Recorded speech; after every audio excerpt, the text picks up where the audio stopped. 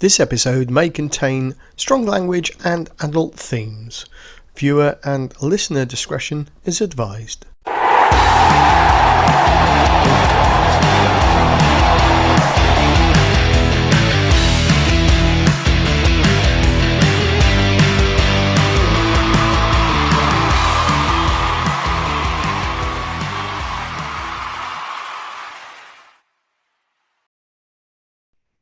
Good evening and hello to tonight's 22 dropouts. Welcome wherever you are.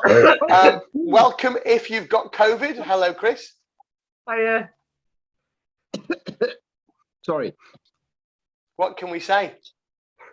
There's not a lot to say, really, is there? I've got COVID. Last bitch. Yeah, Could have wanker. got fucking vaccinated like the rest of us. I've got my first one. I've been able to get my second one because you bloody useless old bastards didn't get it quick enough. Whoa. Time out, It sounds right? like an Right. anti-vaxxer to me. Hello, Jules, by the way. And we might as well just go hello, Tom, because Tom's looking He's too down and we busy- might too catch busy him on out his phone. while he's texting. So everybody Mine's else around the negative, my table COVID has test. not got Mine's COVID negative because on we Sunday. abided by the rules and we thought it would be stupid to go out clubbing, stupid to go out partying, stupid to go to a party for the Euros, and you little tosspot, didn't. Listen, It's I not a ain't big picked body, it up so- from a nightclub. And that's where we shall leave the No. COVID chat. If you're going to accuse me, no. Don't forget to check out our social media channels. They're just You're above going- you at the moment. Yes, we're All up, you've got to do is to they're up there. Well done. all you have to do is to search at 22 dropouts. Anyway, listen, we have there's a lot to talk about. We're going to skirt over this tonight. Lions, boys. Boo. Can we No not? comment. Can we Watched not? it. Better team won. Only yes, though. Yeah, what? You mean the refereeing team? Yeah, they were the best team and they did win. Their box was slightly better than us on the day. And I've got to say, the last 2 weeks, I've not managed to hear any of the commentary or the officials' interchanges because I've been watching in the club. But some of the decisions, I need to look in more detail. I thought Shall Matthew we had say? more game. Yeah, pretty good game. So I'm not going to comment on the officials. I thought they did all right. I thought the game was already quite entertaining, and we lost. I'll say he had a good 60 And the minutes. physio or water girl behind the box screaming instructions, and the water boy, well, the most overpaid water boy in history. Mate, it was a complete and utter clusterfuck from start to finish in terms of its management and organisation, and that's including saying, yeah, we'll go to South Africa. That's all we're worried about. It should have been, mate. It should have been delayed. It should have been delayed or brought to the UK. If it had been delayed, it wouldn't have been played at all. No, I agree with that. I do agree with that. I think it would be too much next year. But, they thought that everything was going to be okay in South Africa by now. How wrong they were. Well, look, to say that Saturday, from what I saw, was a turgid game of rugby is an underestimation. I've seen level 8 clubs play better rugby than that. It really was a battle of wits rather than a battle of skill. Like most top international games, when they got two even sides, bashing the shit out of each other. It was. You're right. It was two guys or two teams, not a lot different, battling the shit out of each other, wasn't it? Yeah, which is, for Test me, rugby. a pretty good game. Do you think then it was a good Barney game on Pascal came Saturday? Do you really think it was a good game? I enjoyed watching it. It was tense. There were some good skills in there. We failed in the second half, and South Africa beat us. And Morgan. Anybody else bored by the game, by the way? No, I enjoyed it. I enjoyed Did you? it. They brought, as soon as they brought Stain on, I thought, that's it, we're fucked now. Well, yeah, there is that, and up to that, I was more enthralled by Tom trying to drink a pint of Guinness rather than a pint of cider. That was much more entertaining than rugby. Hang on, can we? One thing I would like to say is Matt's that Finn back Russell, on. Oh, infected one. Sorry. Finn Russell is the best 10 in the northern hemisphere at the minute. Marcus Smith. In No, the Marcus last Smith. game, he was Sorry, fantastic. I'll give it that. He's Finn the Russell best 10. Finn Russell came on and completely changed the dynamic of the game. The Lions So- were static, they were dull, they were linear. Russell came on, there was creativity, there was flair. The ball was actually getting out to 12 and He came 13. on in like the 3rd minute, didn't he? He came in like the 3rd minute. Yeah, but even then he had an instant impact. And it was completely different rugby compared to the first 10 minutes of that test and the first 2 tests. Completely different rugby. He did play some of the best rugby at 10 of the whole test series in that game. Absolutely. However, wouldn't you have just liked to see Marcus Smith out there doing his shit? Not yet. I thought Russell was Really? I agree. Wouldn't you have rather had somebody out, another 10 on the bench? And when you knew, because let's face it, at 60 minutes, we all knew it was dead.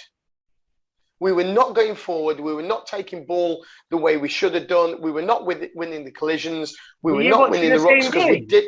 Yeah, we didn't have. Look. If we've got proper support behind the ball carrier, how can they steal the ball? That goes for them as well. We won turnovers as well. We won probably more turnovers than them. So why the fuck did we fuck it up then if we won more turnovers? How can we win more turnovers and then ship more ball to them than they did to us? I thought the guys played very, very well. I think we gave some silly penalties away and gave away 3 or 4 points or 3 or 6 points here or there, which we shouldn't have. And because of that, we lost the match. Those small margins. And that was small it. Margins. Just how many points did they miss at goal?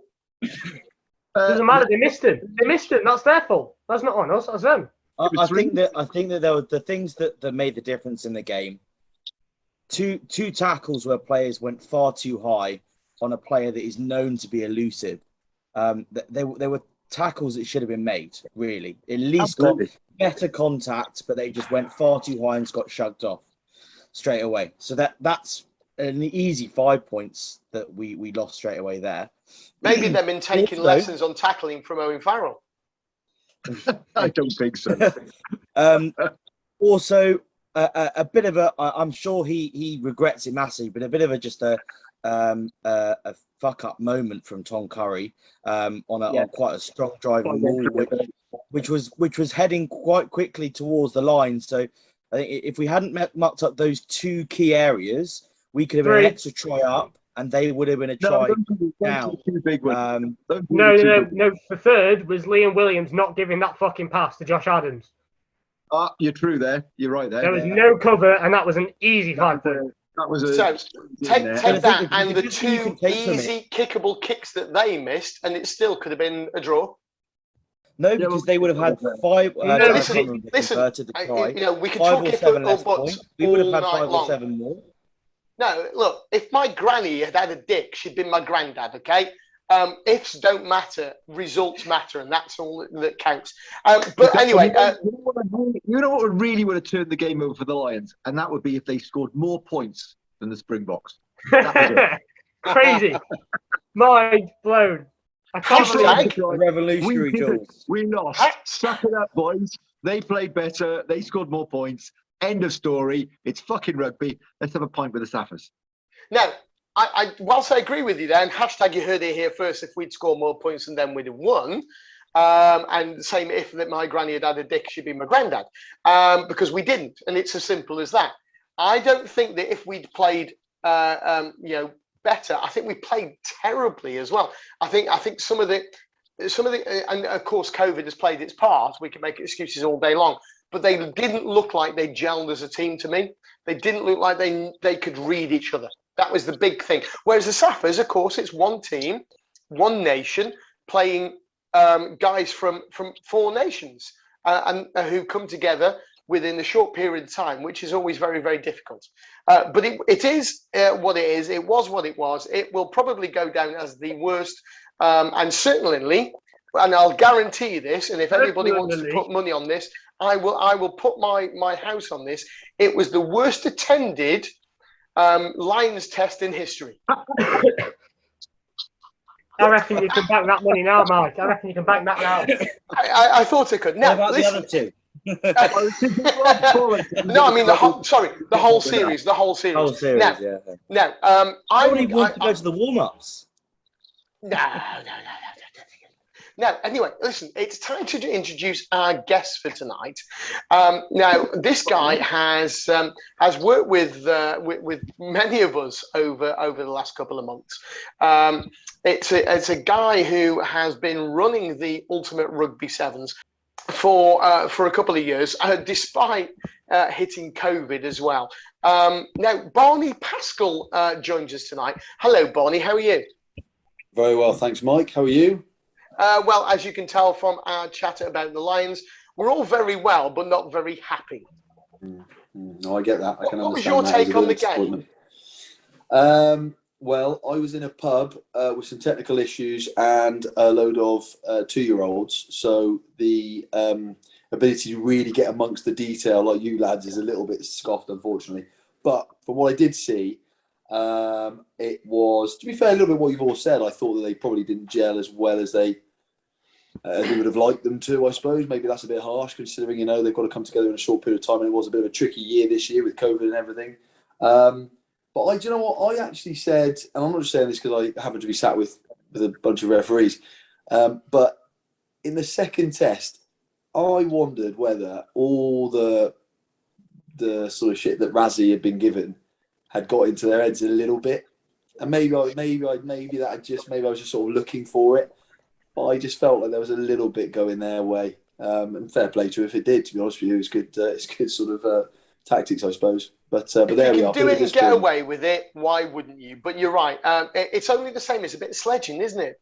Sledging of a prop, sledging of a bowler or whatever, a batsman in cricket. And it can get into people's heads, and that can get into referees' heads. We're all referees, and we felt that people will question a particular decision during the game, and it does get under your skin sometimes. I'm quite glad that you mentioned that you were experiencing technical difficulties with a bunch of 2-year-olds, because I think that's what the Lions were doing as well. Anyway, moving on from that, Barney, most of us, Chris would be as well, because he's worked with the UR7s, except he can't find his UR7's top tonight. That side, that's the one. Simply because he's never knows where his laundry is at his mummy's house. I wore it as a warm-up top last weekend, and I can't find it. Mate, we don't know what you're saying because you look like some weirdo from the 18th century. Fucking Bane. So just before we come to Barney, Chris, tell us why you are wearing a mask tonight. Well, if it wasn't already abundantly clear, Michael, I have COVID. I have had COVID since officially Tuesday last week. So I am currently in isolation. So can you just tell me, Chris, have you got COVID? I do, mate. Yeah, I do. Yeah. Chris, I know we've been taking the... Do you want to see my text? No, nobody's interested. Shut up. Now, I know we've been taking the piss out of you already before the show started, but you can take the mask off now, unless there's other people in the room. It's way fucking hell, he hasn't had a shave. Put it back on. So anyway, Barney, we will come to you now. We've taken the piss out of Chris a bit, because that's always a good sign that the night's going well. Just tell us a little bit about what UR7s is about. So UR7s, or Ultimate Rugby Sevens, started life back in sort of the early noughties. That's right, yeah, 2010 noughties, and it was really as a sort of a place to get updates and news and media on Rugby Sevens, the World Series. So it was pretty sort of, I don't know about groundbreaking, but obviously the World Series was fairly new at that point. But the ambition was always to have a pathway for young, aspiring Sevens players in the UK to begin with. And so back in 2013, a very sort of organic fashion, 30 boys to begin with on a rugby pitch. I think it was in Basingstoke or Hungerford. And the brilliant thing was that right from the beginning, it was about trying to give them sort of real role model coaches and guys they could look to. So the chap who founded it was on good terms with some of the World Series players, and so he's always had that kind of input from either current or maybe players that have just finished their career, or indeed players who maybe are just going into their career. So for the boys, under 14 right the way through to under 18, the people coach them only a few years ahead, so they can kind of relate and get a little bit more from it. So that was 2013, and it's sort of built up and gone from strength to strength since then. I took over in 2020, January 2020. Now, if I'd known then what I know now, would I have taken over an organisation that was solely focused on delivering sporting content? Maybe not, viewers, maybe not. But anyway, but maybe Tom wouldn't have gone over to Dubai to run the series over there as well. Well, exactly. And he's had a tough old time of it because although as you've seen, I'm sure on LinkedIn and all the rest of it, they're back bigger, bolder, better, which I'm pretty sure the only 3 words he says to anybody these days until the event actually takes place. But no, that's going to be exciting, and they're doing a terrific job because they're really pushing sevens in terms of social media and sort of advertising the game. So took it over, and obviously COVID's been challenging, but I'm really pleased to say that despite all that, we've moved forward, and I'd use yourselves as a bit of an example of partnerships and people we're working with now to try and build up that kind of gravitas of the academy, what it means, and the quality really, because it's a high performance environment, and it's worth noting that to be part of the academy you have to be invited. So we run a scouting program, so it's not just a case of people can just turn up and sort of join. You have to apply. And ultimately, we're looking for that kind of crop of players who we think at some point, 1 or 2 of them might well go on to be future World Series international players, which is quite cool.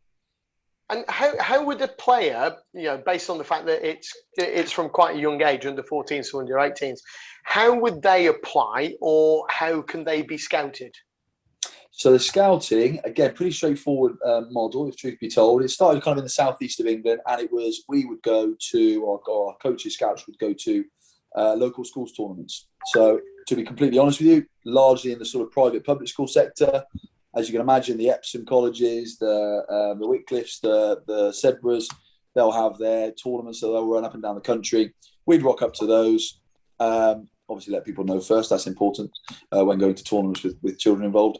And we would scout. So we would essentially just look, see, and get a view of certain attributes they might have: speed, pace, skill set, whatever it might be, footwork, and we'd invite them. That's one way.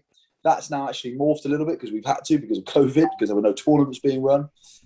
So we now do things called sort of player development days, where we'll get in touch with the school and we'll go in and we'll have anything from sort of 20 to maybe 60 players that we will work with at kind of under 14, under 15 levels. Under 13 level as well, because they'll obviously then become under 14s the following year. And we get them to get other schools in as well. So that's a little bit of trying to grow the game as well, that base of the pyramid. So we're going to work with, some comprehensive schools at that stage. We're trying to kind of get out there more now. So it's not just the sort of public private school boy or girl who's going to get the opportunity.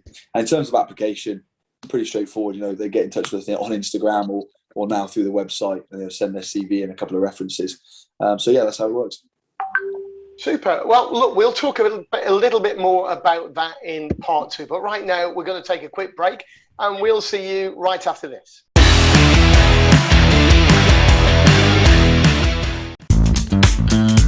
When you need clear and concise match official communication systems, look no further than the brand new AxiWe AT350. Radios are always useful. They always help us, especially AxiWes, where all 3 of us can be open at any time. We can have open communication. Available now from refcomsglobal.net. Investing profits into match official development worldwide.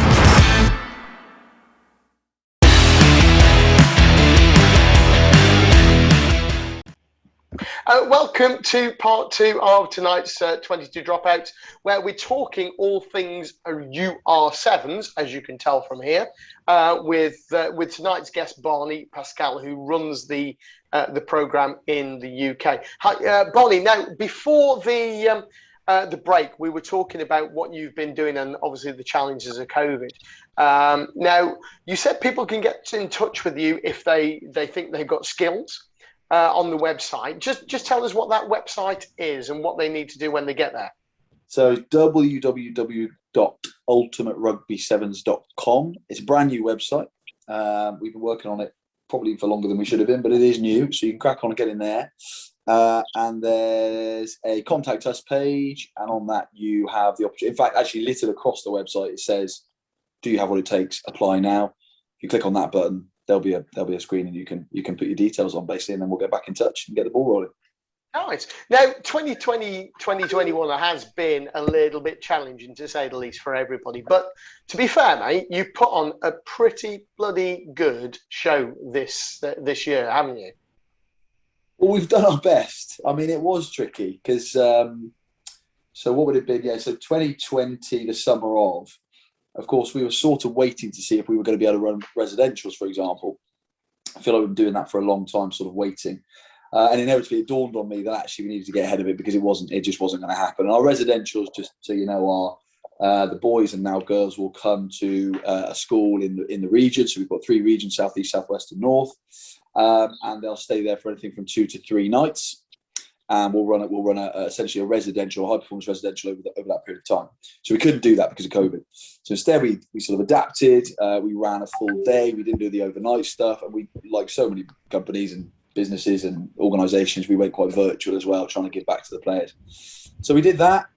We linked up with some new partners as well, whether it be the sort of delivery side of things, so Retail Performance. So Tom Farrow, who runs that setup, was the former England Sevens men's head S&C. People like yourselves that I mentioned in part 1, other technology organisations, as we try and give the players a bit more data and value from being part of the academy. So yeah, it's been really good, and the players themselves. So I mean, one thing which is a sad consequence, I suppose, of the program, the Sevens program, i.e. the England and RFU closing at the end of sort of July, August that time, is that although they're already pretty involved, I got kind of a heightened investment from some of the girls and boys professionals out there. So I mean, today I had Tom Mitchell fresh from the plane coaching the boys down in Southwest, which is pretty phenomenal when you put it in the context of sort of sport, because technically he's about as high as you get in terms of being a professional within his sport. 2 days after the Olympics, he's down on the pitch in Warminster, giving his knowledge and his coaching to some of the boys. So that's a pretty awesome place to be. And likewise with the girls. So Meg Jones, Abby Burton, Amy Wilson Hardy were all there over the weekend. And they're great people and great players, so it's great for those involved. And then we've grown. So over the last 3 months, we've actually managed to grow the academy. So we launched the girls program 2 days ago. We've got 100 girls in the south and north, and we've got up to about 550 players in the academy, which just goes to show there's a lot of good talent out there, and more if we can find it. That's a huge number, really, isn't it? When you think about it, 550 just for what is already a pretty elite Sevens program.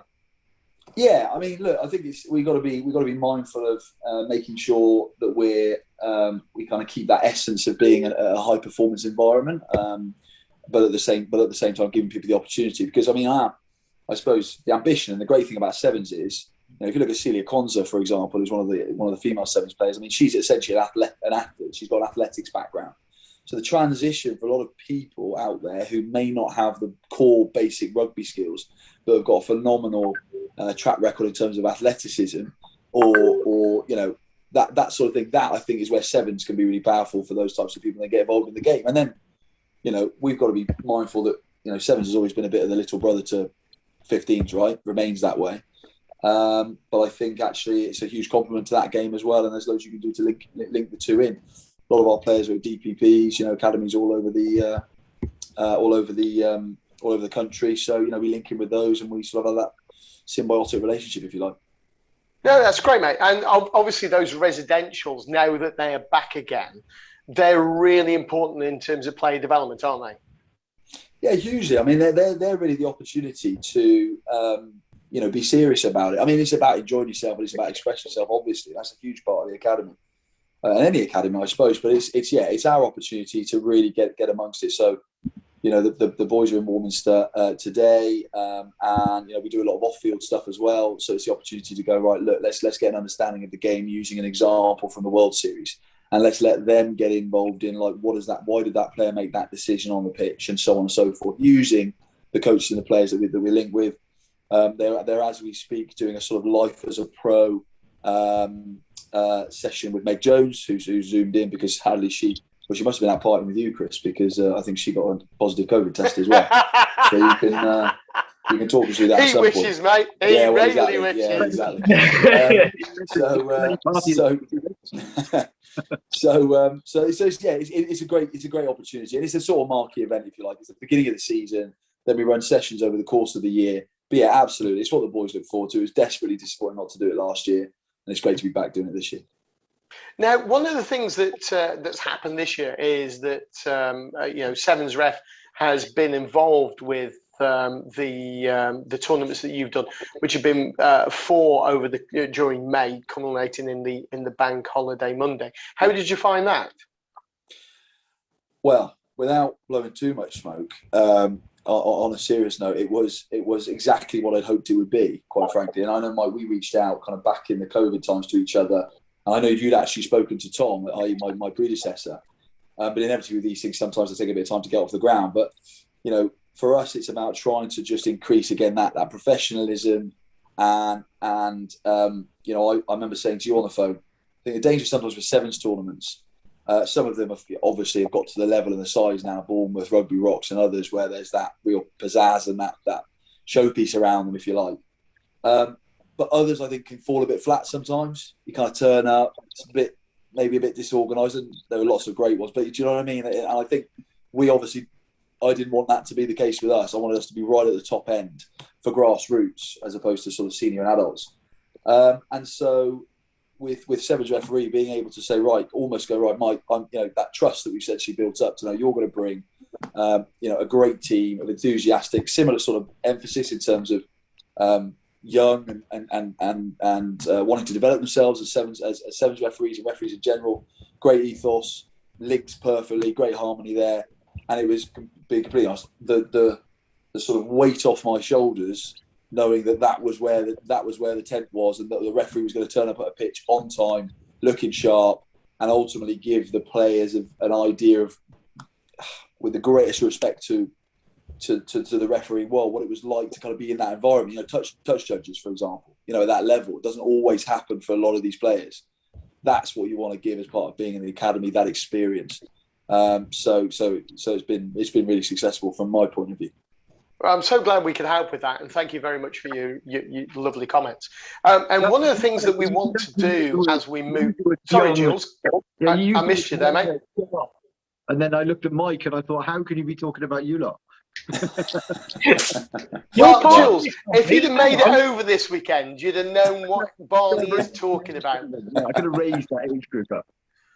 You definitely raised the age group and the grey hairs. Although, to be fair, Daryl this weekend was rocking the grey and rocking the pitch, not rocking his whistle because it was full of crap and he couldn't blow it halfway through the day. But no, Barney, thank you very much for that lovely comment. It's really appreciated. And moving forward, I know we've talked about it already, but I think that synergy within the refereeing and playing community that you just mentioned, it would be great to bring young referees into the sevens world on those residentials, doing the same type of skills that you do, but from a refereeing point of view, same S&C, same theory sessions, and then mixing the guys together so that they're refereeing actual sessions towards the end of the camp. Yeah, hugely. It makes perfect sense to us, and I think without sort of stating the obvious, it's going to add, isn't it, to what the players will experience in terms of, so on the last days of our camps, we run sort of games. Basic principle is, let's take everything you've learned and put them into that game setting. If we can elevate those to the similar level to our tournaments, then again, it's just going to leave a really great taste in the boys' mouth and the girls' mouth, and there's an education piece there as well, because I think there's definitely something to be done. Like the off-field stuff that we do, a lot of these players may think they know the rules of the game and the sort of and the rhythm, but actually they probably don't. And there's definitely an education piece there as well that will be valuable to them.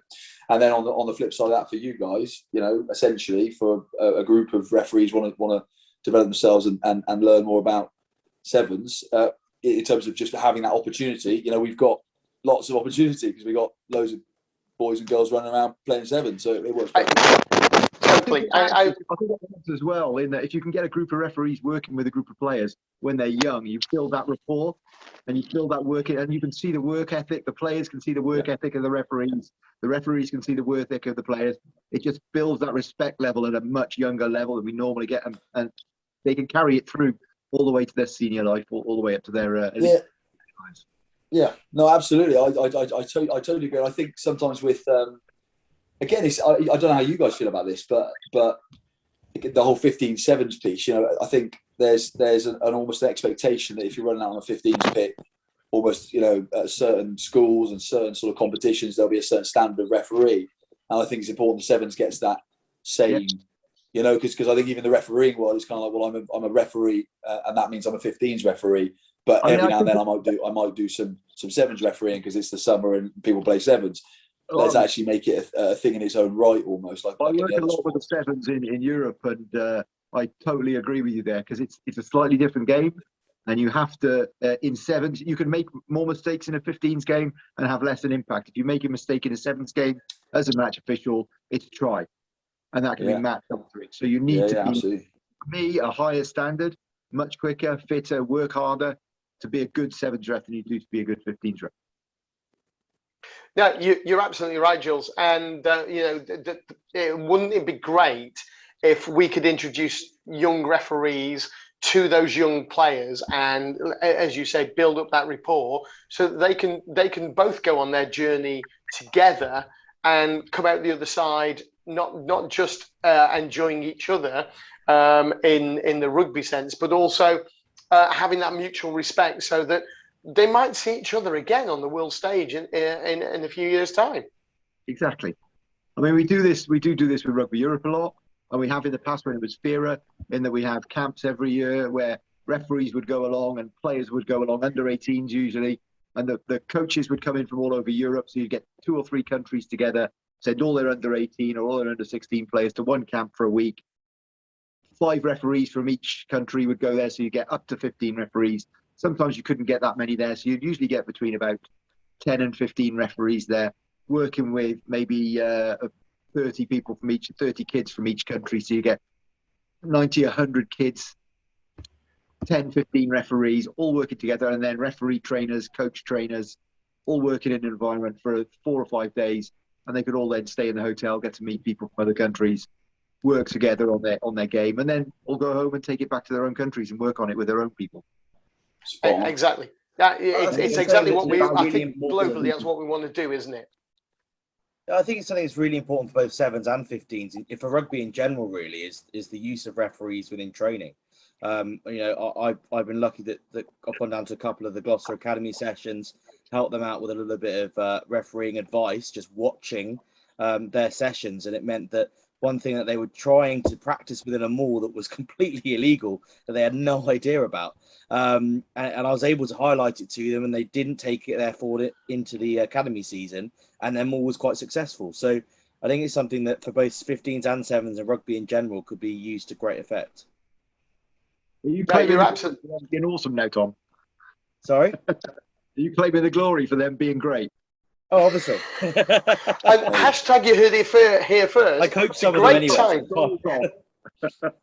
That's a great time to take our second break, but we'll be with you right after this message.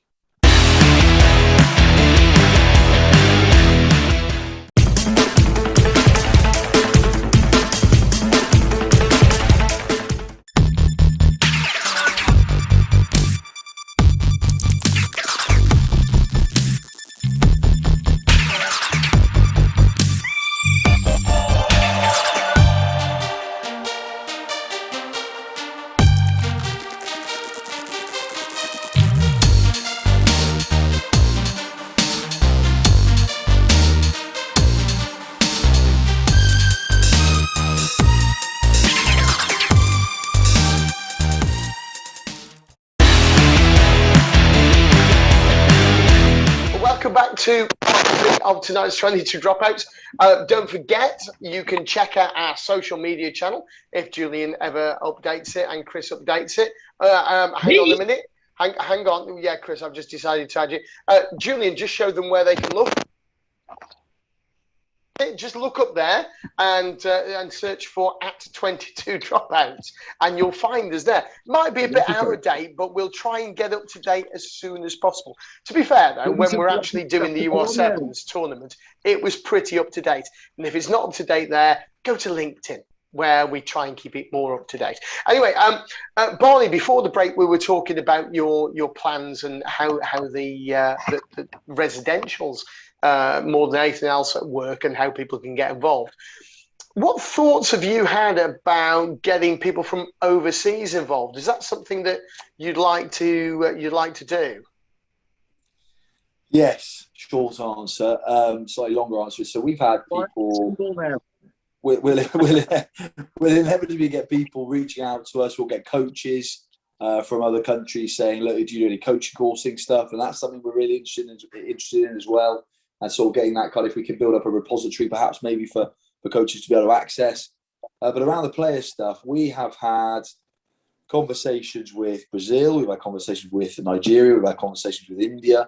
We've had conversations with Germany and other nations that are clearly looking to grow their sevens as a sport with young people, all in slightly different contexts for various reasons. But what we're looking at doing perhaps is doing a model where almost like a lift and shift, where you kind of take the basic blueprint of the academy and then take it to that country. And what we sort of provide that oversight and that initial kind of like get it going, and then the people there, i.e. the coaches, some of the elite players that may be still playing or coming into retirement, become the sort of the coaching side of it. And then, you need a few people running the operations of it. So it's definitely that's in our thought process. Another really exciting bit of that would be, so at our residentials, something I'd like to actually see as soon as next year is having, if you like, 10, 20 of the sort of the up and coming Nigerian players join us at the residential. And then they would come along and they would join, and you'd have almost like you'd have your UK players that are obviously the majority, but then you'd have on scholarships, you'd have 20 players from India, 20 players from Kenya, 20 players from Nigeria. I think that could be an awesome sort of frame for the sport and that kind of international sort of side of the sport. So that's absolutely something we're looking into. Obviously, COVID has not helped there either, but we'll get there. Very much like a franchise type of arrangement.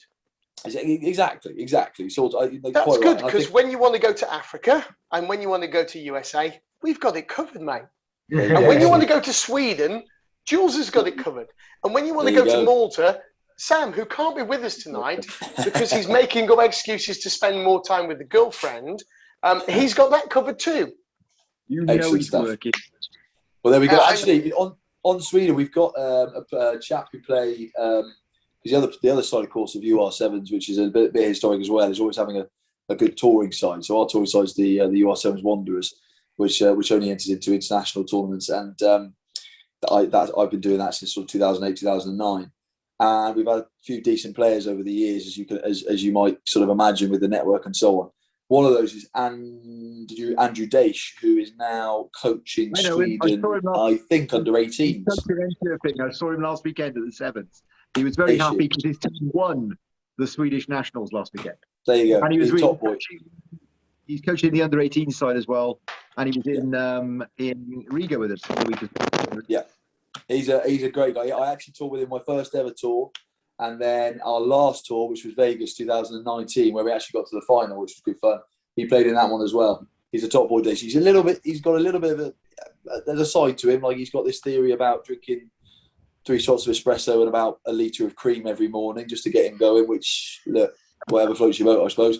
But he's a good boy. And so there's links. There's loads of links all over the place. Europe, as one of them. So we'd love to get involved in that. Now, Barney, just tell us where so obviously you come from a playing background and you got into coaching. Just tell us a little bit, very, very quickly, about your playing background. My playing background, very quickly, was, so I'm from Gloucestershire. Is Tom from Gloucestershire? Yes. He goes to uni there. He goes to uni. Yeah, he's from Kent, which is why he sounds like a posh southwesterner. Yeah, okay, fine, yeah. So I probably am guilty a bit of that now because I've been in London for a bit. But so I'm from Gloucestershire originally. So I went to play for Cheltenham, went to Exeter University. That's when I basically realised rugby was big, because I grew up with footballers. All my mates from home, they all played football. I played rugby. I was better at rugby. Went to Exeter, loved it. Little bit involved with Chiefs, but let's not get ahead of ourselves. I wasn't the next big thing. And then came back, played for Old Pats. Absolutely fantastic club set in Cheltenham. Loved playing there. That was sort of National 3. And then I wanted to move to London, play for Richmond. So my bulk of my sort of adult player career was with Richmond, from the age of sort of 24, 25 back in 2012 or 13, I think it was, through to the point at which everyone kept inviting me on stag do's and weddings. So it was basically, do I play rugby seriously, or do I go on stag do's and weddings? And I'm not ashamed to say I chose the latter. So may have arguably ended it a bit prematurely, but enjoyed it. And at that point, Richmond were up into the championship. I think just on that, definitely Nat 1. And in terms of sevens, I'm a one club man. So the UR Sevens Wanderers from many years ago, and played with them pretty regularly since then. So it's interesting about this. I've done some digging, Barney, and I've actually found one of your tries on the Richmond Facebook. It's officially down as a classic Richmond try. Hey, I tell you, I can tell you that is it a crossfield kick against Worthing? It is, mate. Yeah. And we're going to see that right now.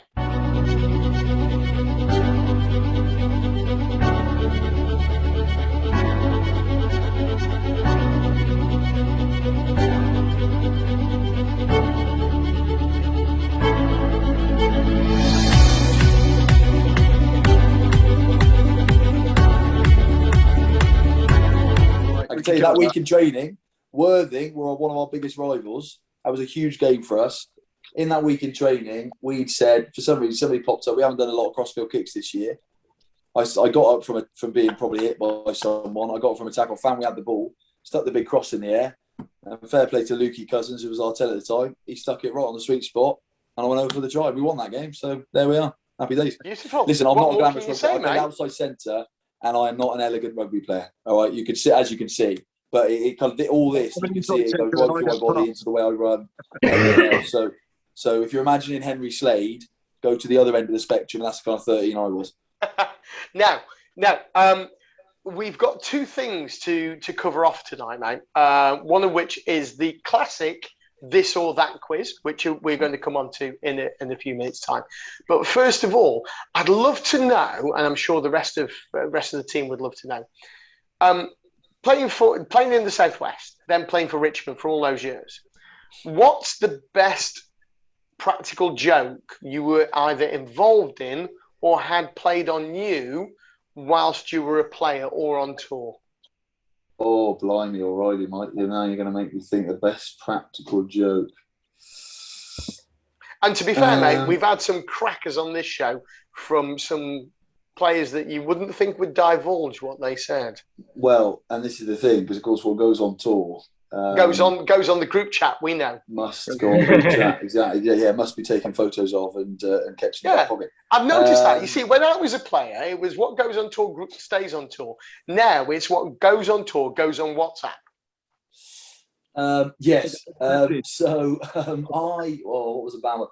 I saw a lad once, and this was in Gloucester, Southwest days. He had a few, and he sort of had a little bit of a sleep because he'd had a few, and he woke up, and the boys had somehow, there was a lot of duct tape involved, sort of almost crucified him by tying him to the luggage bits on a bus. So he was facing down, and God knows how his joints didn't just completely come out, but they've managed to do that, and he didn't. Bless him, he fell asleep and he didn't have many clothes on either. So you can imagine that sort of thing going on, and I don't want to get too graphic and detailed, but I think we can guess. That was a tough. That's a tough day at the office for anyone on any bus on the way back, and we all love a bus on an away game, but that's a tough one to recover. I know only one question to that. Was it the night before the game or the night of the game? This one was definitely the night of the game. Yeah, okay, definitely the night of the game. Yeah. That's good. Now listen. Whilst we say hello to Pete, who's just frozen for the moment, Barney, we're going to ask you tonight this or that. Now, it's very, very simple. If I said to you red or blue, your answer would be? Blue. Okay. So you can't say yellow or orange just because it's your favourite colour. A bit like players when we say, do you want the kick or the end? And they say, can we receive? No, you can't. So really, really simple.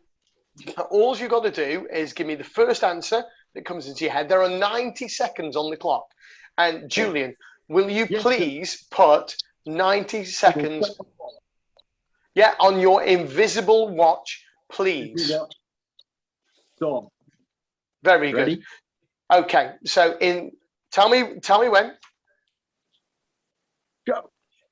So, Barney, sauna or ice bath? Sauna. Fish or chips? Fish. Ketchup or brown sauce?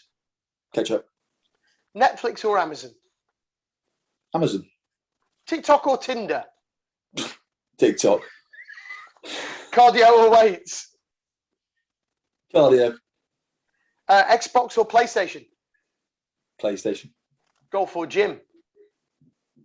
Gym. Flip-flops or sliders? Flip-flops. Oxfords or brogues? Oxford's, not sure what the difference is. Blondes or brunettes? Brunettes. Boobs or bum? Bum. Pancakes or waffles? Pancakes. Coke or Pepsi? Coke. Ale or lager? Lager. Tea or coffee? Tea. Calvin Klein's or Oddballs? Calvin Klein. Oh, 7s or 15s? 7s. Disco or Ibiza tunes? Ibiza tunes. Playing or coaching? Playing. Pass the ball or run with it? Run with it. And bacon sandwich or sausage sandwich? Sausage. Look at that, mate. Just in time. Just in time. Do you know what? The only thing I'm annoyed about is that when you asked me whether I prefer lager or ale, I didn't say cider. You can't say cider. The choice is clear. And if you say cider, we just have to kick you in the ass. Because the choices were one of two. Hello, Pete. Mate, are you in the Lake District or back at home? I'm back now. I'm back. Why is it now nice and sunny in Whitby compared to when we were there refereeing at the weekend? It was nice and sunny in Scarborough. It was cloudy, which counts as sunny in Yorkshire, but at least it didn't rain. Well, we're all right, weren't we? Rained as we came off. It did. It rained for 2 minutes, 15 seconds after we finished the final whistle. How's the quads, mate? Oh, it's not my quads, it's my calves. Really? We went and climbed all those steps to Whitby Abbey yesterday morning as our recovery. Tom was fucked. He was complaining about his calves. Harry was complaining about his thighs. And I'm going, boys, keep up. Honestly, I went for a walk today and I needed a Zimmer frame. I was absolutely, I just couldn't walk at all. Can we see your knee? No, my knee's fine today. So. Is it? Is it not full of fluid again? Oh yeah, it is full of fluid, but I'm wearing jeans tonight. So I literally. What are you doing? Going posh? No, I literally came back from the Lake District, pissing down weather, got out of the car and went straight in the kitchen. And then came on the show. Anyway, Barney, say hi to Pete. Pete, say hi to Barney. Barney, nice to meet you. I got no idea who you are, but you picked sausage sandwich. You need to be kicked out of the group straight away. Actually, all I said was sausage, which if you cut that out and put it in an odd place, it's not going to be very good for me. We will do. Cut it out. Yeah. So let's go from the back forwards then. All right. Since we've started with sausages and not bacon, obviously run with it. I have seen the videos of you, and you very rarely did you pass. Preferring to play rather than coach, given your current job. Well, the person going to play, I do. Well, funnily enough, with my current job, I actually don't do an enormous amount of coaching. Not because I don't like doing it, but basically I actually get everyone else to do it because I'm running around doing all the stuff in the background. You are actually, what I should have said is coaching or admin. Yeah. Well, on that basis, absolutely coaching. So I don't get to do a lot of it. Yeah, so it's not that I don't like coaching. I love coaching, but also it's a funny one. I'm at that stage as well. Bear in mind that I've sort of I'm in the transition phase between play. Like I'm still at that. I kind of still think when I watch people play, I feel I can go out and play, and I obviously can't. Did you just say you're transitioning? It's a very difficult transition. Pre or post. It's a very difficult transition. Right? Hashtag you heard it here first, but Barney Barney is Pascal is in his transition stage. Sausage and Barney is transitioning. Hello, Sam. Hey, how you doing? Yeah, couldn't get a shag tonight then, mate. What was that, you prick? So you couldn't get a shag tonight, so you decided to join the show. In the middle of a shop, mate. Yeah, you definitely can't get a shag in there unless she's adventurous. No, she wanted 4 fingers, but you could only give her 3.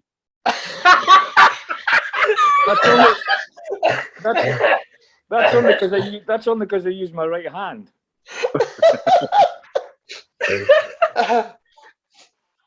Anyway,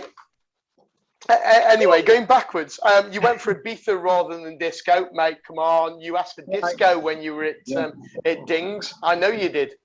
Yeah, well, look, I'm again. Look, I'm in a different stage of my life now. If you'd asked me 3 years ago, it probably would have been disco. But now, I'm too cool for that. And ask you in another 3 years, and it'll be disco again. Yeah, I've seen Barney wearing a snapback. I can confirm he is too cool for that. There you go. Actually, Barney, this is the first time I've ever met you in person where you're not wearing a snapback. I just, you know, it's literally. I look at it in the mirror and I go, what's worse, the snapback or my hair? And then my hair, definitely my hair. I'll get you a snapback, Mike. Thank you, because Chris. I asked one first. Don't give him one.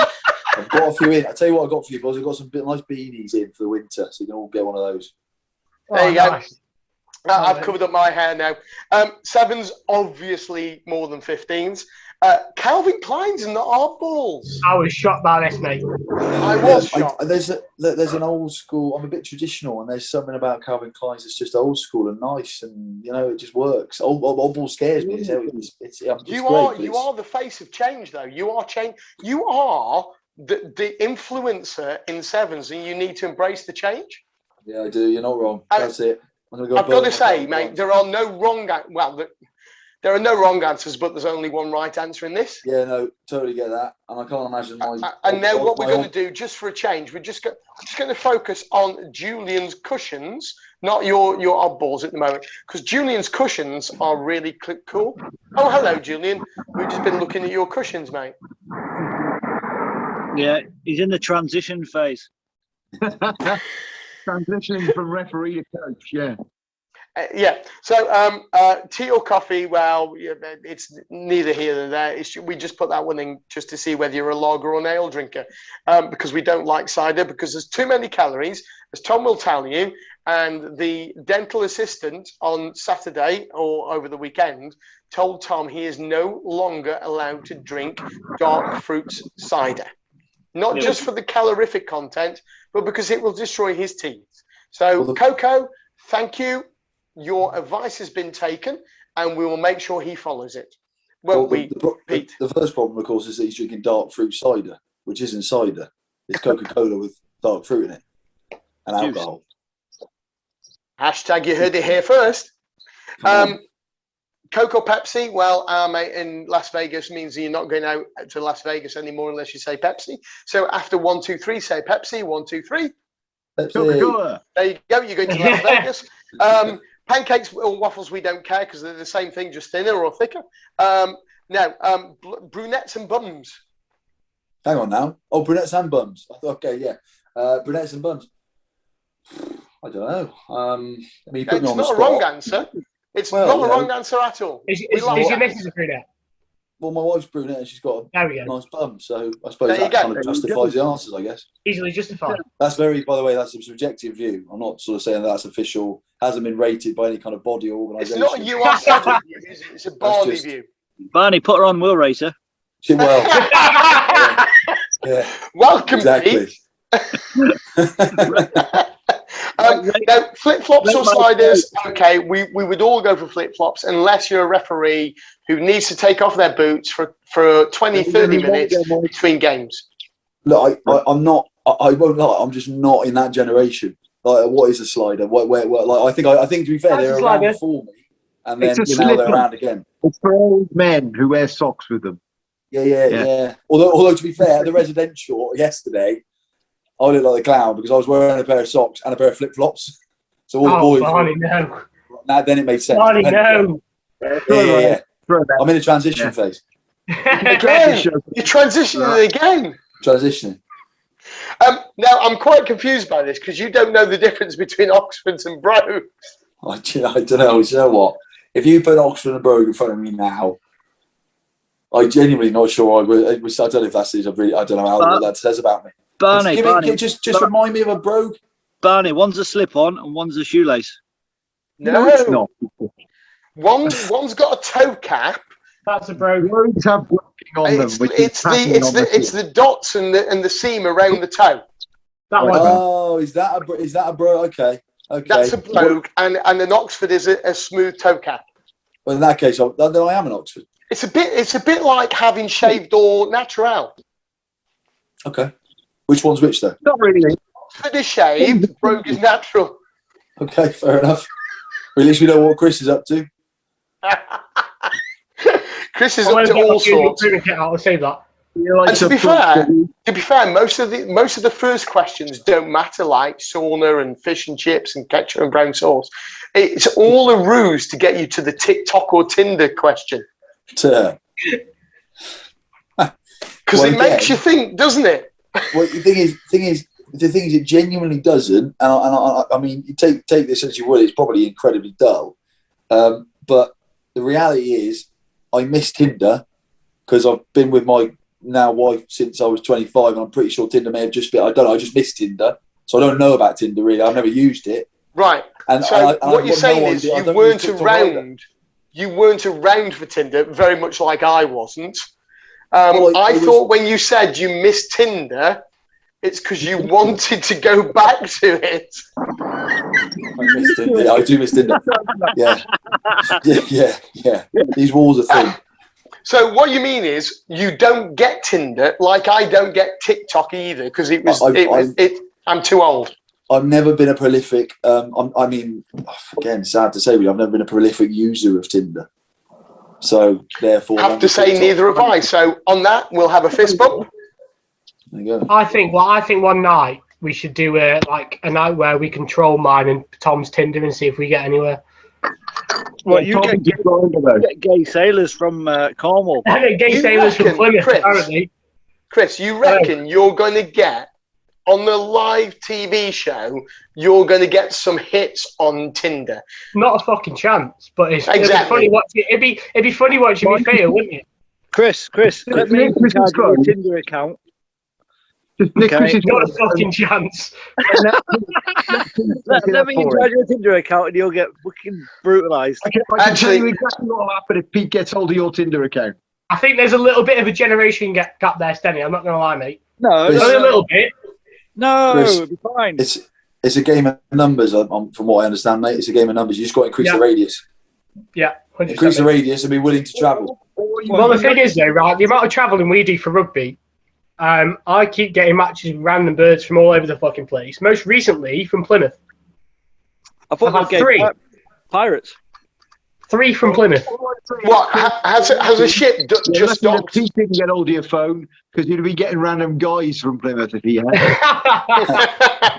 and I'll tell you what, if you got guys from Plymouth after a ship had just docked, it'd be more than 3. And on that bombshell, we've gone way over time tonight, but it's been absolutely wonderful talking to Barney. Barney, thank you very much for that insight into UR7s. Thank you for that insight into your personal life too. I'm not sure which is the best, but we'll judge it on merit later on. Just have a look below the line at the comments that may come. Thanks, Sam, for joining us for all of 20 seconds. And as soon as we said, are you having a shag, you hung up. Thanks to Pete, who's joined us twice tonight because of his internet, but is showing off his lovely blue sky. Thanks to Jules, showing off his cushions tonight. And thanks to Chris for keeping your mask on because you got COVID, you little wanker. Anytime. Will it stop? Nice. Will it stop? Thanks for having me, boys. There you go. So, listen, from me, from the 22, and from Barney, thank you very much for watching. Take care, stay safe, and good night. Bye-bye.